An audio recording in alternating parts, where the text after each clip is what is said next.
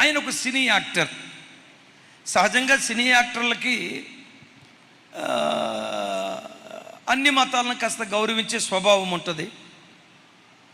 కాకపోతే అతను క్రిస్టియన్ అట్ట.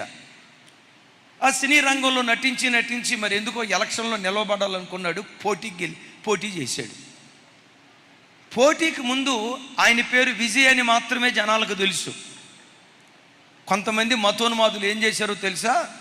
అతని పేరు విజయ్ కాదు. మీకు తెలియని రాజకీయాలా? అతని పేరు విజయ్ కాదు, అతని పేరు జోసెఫ్ విజయ్. ఓ తమిళ రాష్ట్రంలో ఉన్న ప్రజలారా, తమిళియన్స్, హైందవ సహోదరులారా, మహమ్మదీయ సహోదరులారా, అతడు విజయ్ కాదు, అతని పేరు జోసెఫ్ విజయ్.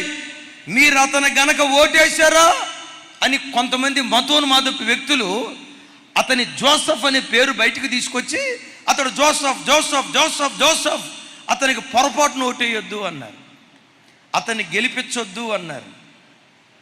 దేవుడు ఒకరిని గెలిపించాలనుకుంటే ఓడగొట్టడానికి మనుషులు ఎవరు? దేవుడు తలుపులు తెరిస్తే ఎవడు మూయగలడు? దేవుడు కార్యాలు చేస్తే ఎవడు తిప్పగలడు? దేవుడు తెలిచిన తలుపులను ప్రపంచంలో ఎవ్వడు మొయ్యలేడు. ఆయన ఎంత మొండోడో తెలుసా? ఆ ప్రచారానికి వెళ్ళినప్పుడు I'm not only Vijay, I'm Joseph Vijay.